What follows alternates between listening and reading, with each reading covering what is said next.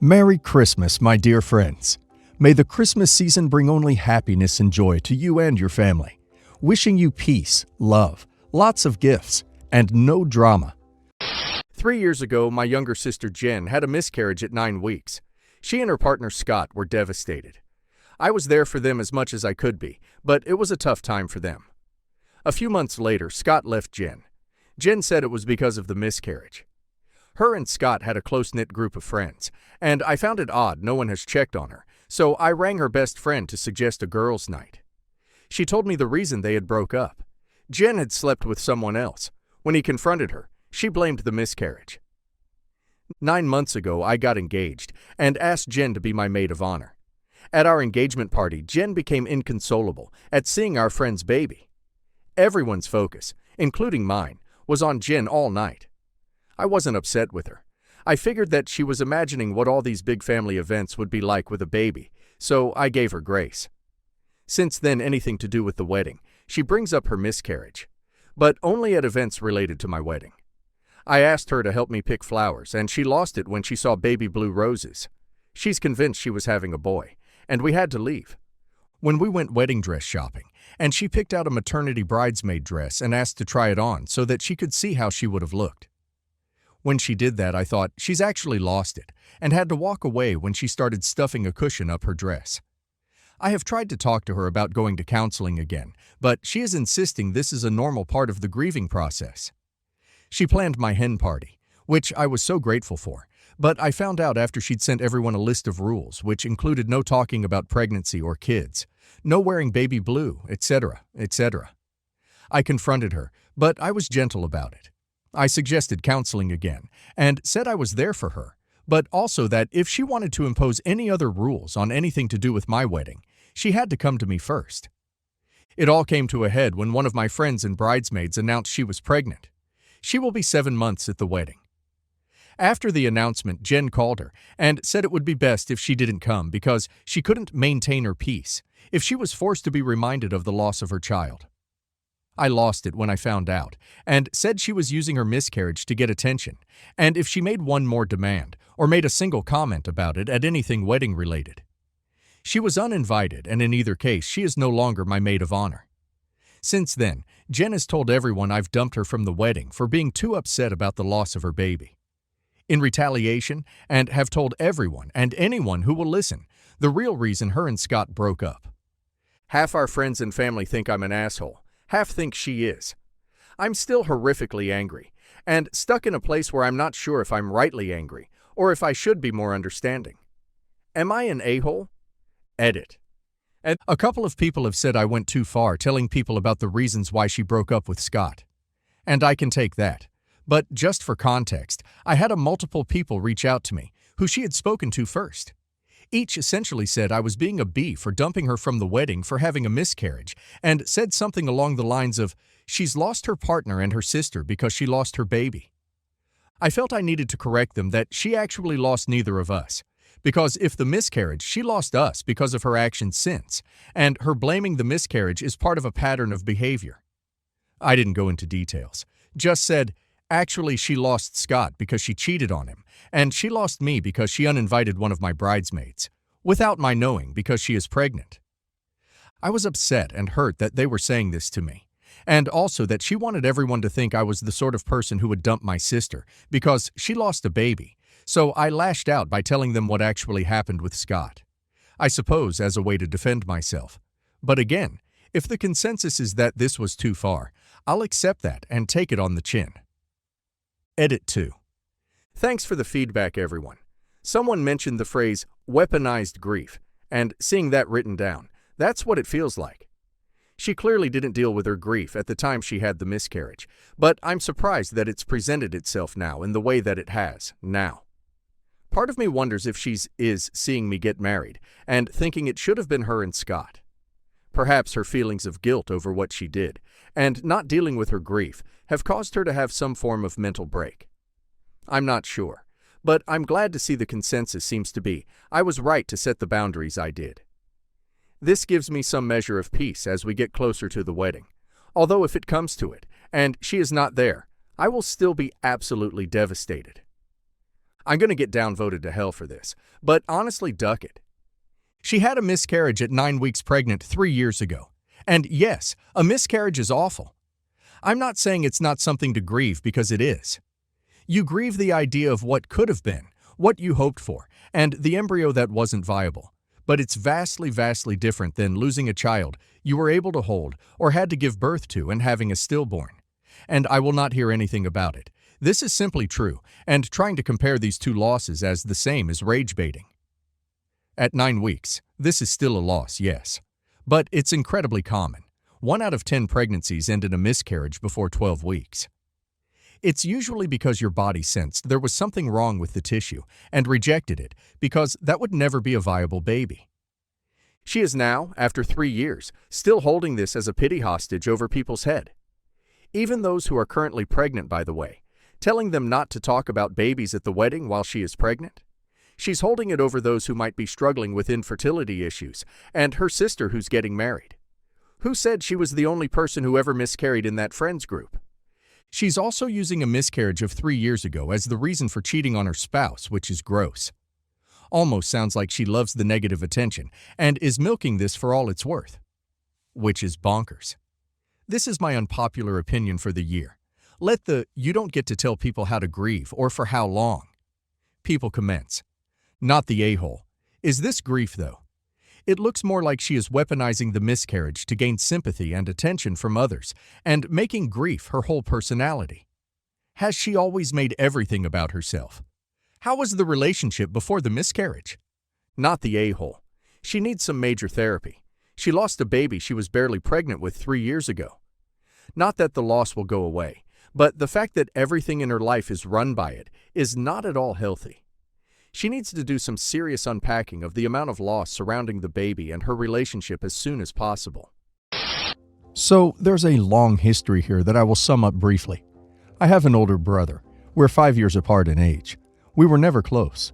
Growing up, I always felt like I was an outsider in my family. I never felt close to my dad, never felt close to my brother, and while my mom showed me love and affection, she also stayed with a man who was cold to me, a man I believed was my father. The truth came out during my brother's wedding. During his toast, he decides to publicly tell me and everyone else that our mom ducked another man and had me, and that it disgusted him to see me at his wedding, to play pretend in front of people when all he and his dad wanted was to erase me from their lives forever. I don't really know what happened the rest of the wedding. I know his wife chose to stay and her family are estranged from them because of what he did. I know a lot of stuff made sense to me, and I know my mom and I had a hard time keeping a relationship. I felt so betrayed by her and the fact that she not only lied to me my whole life, but allowed me to be treated that way for something out of my control was almost impossible. We're in a better place now, but only just. She and her husband divorced. He hasn't spoken to me since the wedding. Anyway, my wedding is coming up, and my brother has apologized, though I don't think it was genuine. I think it was forced by my mom. My extended family thinks that apology warrants an invite. They say it would look terrible to exclude my brother when everyone knows I was invited to his, and not everyone knows what went down during his. But I have to say, I don't feel like he should be invited. Extended family think I'm wrong since he apologized, and it would be an a-hole move to not invite my brother. The only reason I doubt is because he did apologize, and I don't know for sure if he did it of his own volition or not, because even though I said it was okay, I didn't really forgive. Would I be the a-hole if I don't invite him?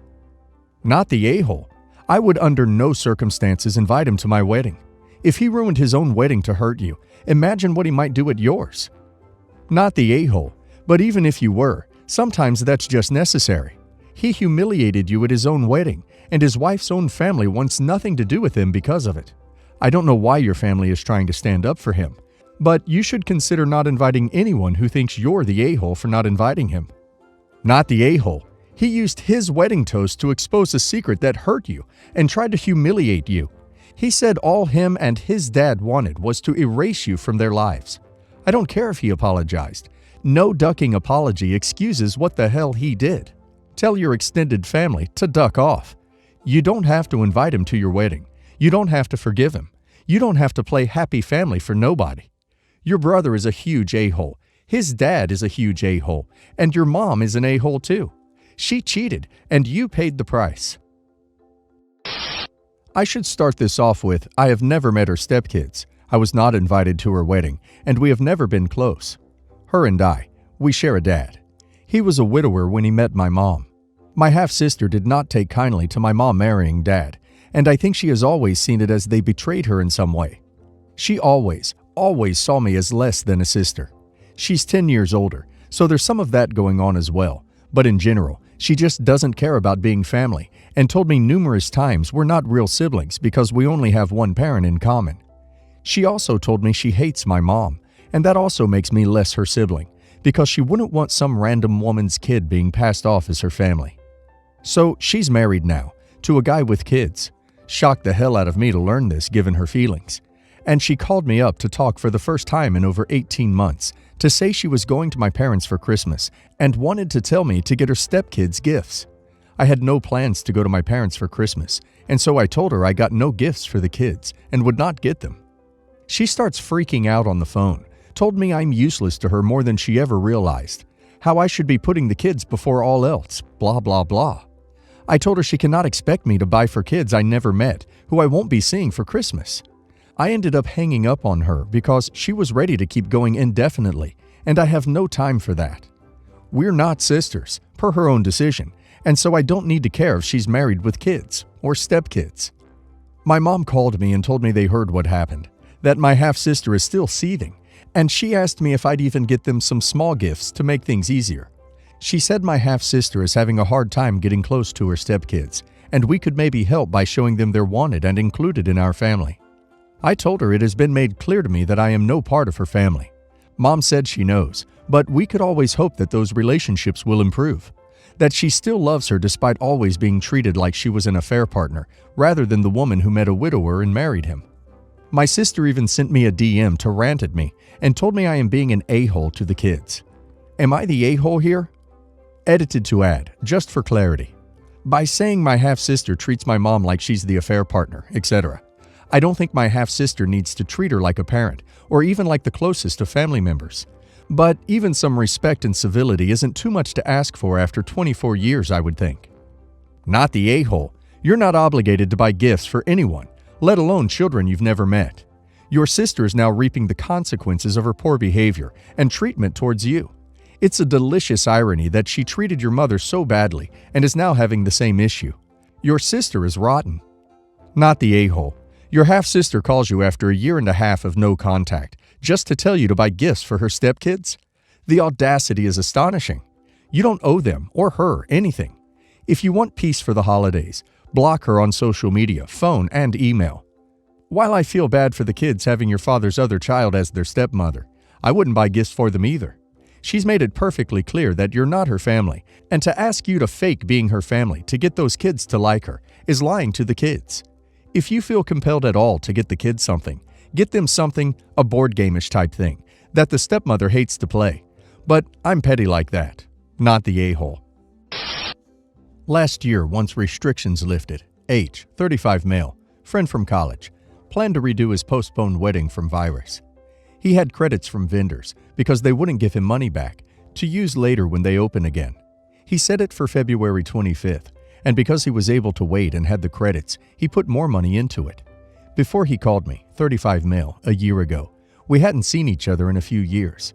We spent the year before the wedding getting things ready and building items. I woodwork as a side job, so we didn't hire out to make things. We built a wedding arch, his wife, E, 32 female, and my fiancé, N, 23 female, wove wisteria through it for their South Carolina wedding in Francis Marion National. We have a mutual friend, G. G hasn't told anyone he was ordained, but in December, we talked about the wedding and how I was worried about my wedding because my fiancé and I aren't well financially like H. G and I were drinking. It came out that he was ordained. I then thought of a double wedding with H. I had built half of the main pieces for his wedding and did it for free. Why not use this as payment? I told G, and he wasn't sure about it, but I insisted that H would be fine with it and be excited for it. His wife and my fiancé started to be friends during this past year as they planned to give H and I orders for building. On the day I gifted my fiancé with a white sheer scarf. She was a little confused, but accepted it. I loaded up and took all to the park. H and I set up, got ready in the tents he rented for the wedding parties and the reception after. Everything went smooth, and after H&E said their vows and went away, I got everything moving to the reception tent, waiting for the bride and groom. I got G and N. We stood in the altar with another friend and their +1 for witnesses. We quickly said our vows, and I had the photographer come over for a few quick pictures of us and gave her $200 to do our pictures separately. My new wife was glowing and so happy. I told her to not say anything to H or E because I didn't want her to take away their spotlight, and she agreed. The others seemed settled by this too, so I thought it was fine. Went into the tent and sat in time for H&E to come. Toasts were made, songs were sung. Everyone went to a hotel in Charleston we booked. I packed everything while my wife went with one of the bridesmaids. I stayed and got every item in trash. I got to the hotel and upgraded our room and had a wonderful night. A few weeks go by. I'm called by H. He is livid. The photographer had dropped both our packs to his home. E opened ours first. He was appalled that we used his photographer and venue to have a wedding. I tried to tell him that I paid separately. I tried to not affect his own wedding. He told me he destroyed the photos and had destroyed our friendship. He blocked me and is no contact for a while. Wife overheard the conversation and was upset I didn't tell H what I planned, and was upset that our pics ruined. So, am I the a-hole? You're the a-hole. This was sneaky, cruel to your wife, cruel to the bride and groom, and unfair all around. When you can't afford a wedding, you have one in a lovely free setting, not behind your friends' backs. You're the a-hole. You didn't have a discussion with him or his bride about this. You didn't borrow anything. You took their special occasion from them. I bet if your new wife also knew that they hadn't agreed to anything, she'd be upset. You're the a-hole.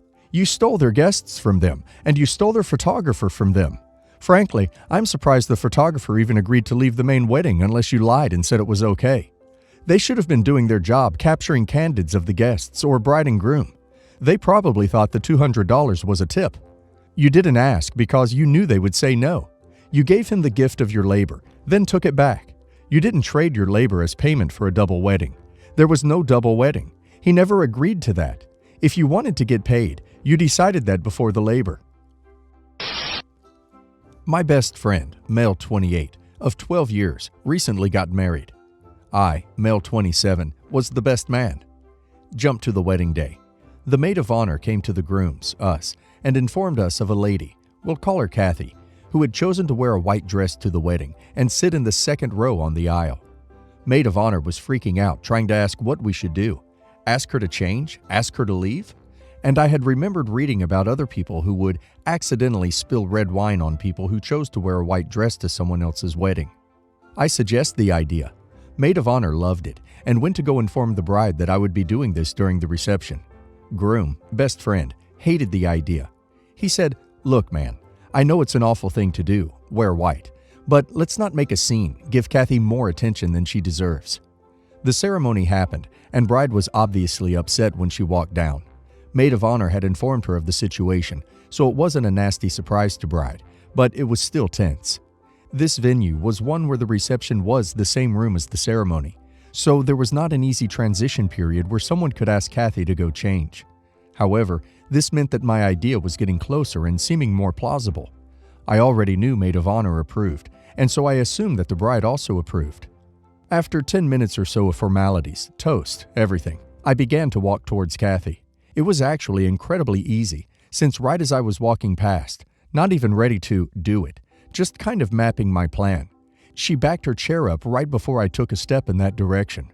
I took this opportunity to spill my entire glass towards my left, where she was sitting, down the back of her dress, the chair. Then, in order to make it less about her, I dove forward and landed on my side and yelled, "Oh my God, why would you do that?" The conversations went quiet. Kathy stands up with her back soaked, looked at me, and mouths, "F you," before quietly dismissing herself into the bathroom. Bride and groom both come up to me after a few minutes had passed and told me that was totally not cool. Neither of them wanted me to do that, and it was as if I was trying to be the hero at someone else's event. Bride said it was a jerk move and that she was bothered by her wearing the white dress, but not like that bothered. Groom told me that he was disappointed, and why would I do something that he literally told me not to do? I apologized to him, and he said we were all good, but please don't ever disrespect us or someone we know like that again. Kathy wasn't seen afterwards, Or if she was, I didn't see it, hear about it. Maid of honor told me that what I did was payback and well-deserved, and I had a few of the bride's family members ask me, was that actually on accident? That was so perfect, afterwards as well. I'm torn. Am I the a-hole here? Do I need to bring this up later with my friend and apologize again? Was I just being funny best man, and should I shrug it off? You're the a-hole. If the bride and groom both said yeah, you would not have been the a-hole, but the groom said no, and you didn't even bother asking the bride. I'm sorry, was it your wedding day? The groom literally told you not to, and you just went ahead anyway. Of course you're the a-hole, and a crappy best friend. You and maid of honor need to grow up. You're the a-hole. Everything that the bride and groom told you is true. You were trying to be the hero at someone else's event, and you were explicitly told not to do it. Just because the maid of honor is an a-hole doesn't give you free license to be one yourself. As for Kathy, she may have committed a grave faux pas, but she didn't deserve to have a dress ruined and be humiliated in public like that. I really hope that you at least offered to replace her dress or reimburse her to mitigate your a-holeness. I'm going through a bad breakup, nearly 8 years. We're not married. We have no joint debt. The home is mine and mine alone. She has contributed to things such as various home repairs, appliances, etc., and she purchased groceries for all in the home. 2 children of mine, 1 of hers. We do not have children together. In total, her spending on the home has been around $11,000, not counting groceries.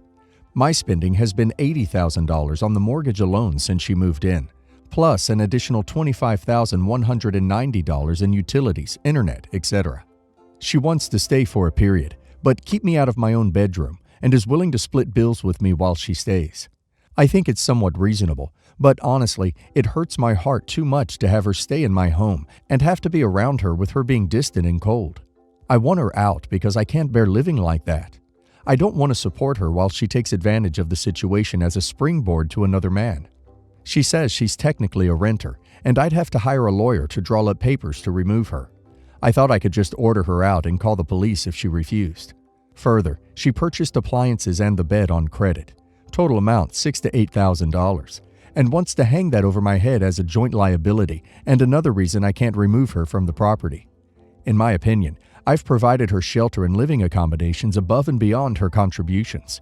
However, I know that legally none of that may matter. How should I proceed? We live in Ohio. With any luck, I'd love to avoid all this and earn her love back, but I'm certain it's over. She is a tenant and you will have to evict her. You can give her notice immediately. The Boiler, Ohio, termination of rental agreement is easy to find with a web search. Print out 3 copies, fill them out, and hand deliver one of them. You should also mail one via certified mail. Return receipt requested. Then find a landlord attorney. A simple eviction action is not difficult, but it must be done strictly according to your local court's procedures. Ohio is not especially tenant-friendly, but you still don't want to screw it up. Consider the attorney's fees an investment in peace of mind.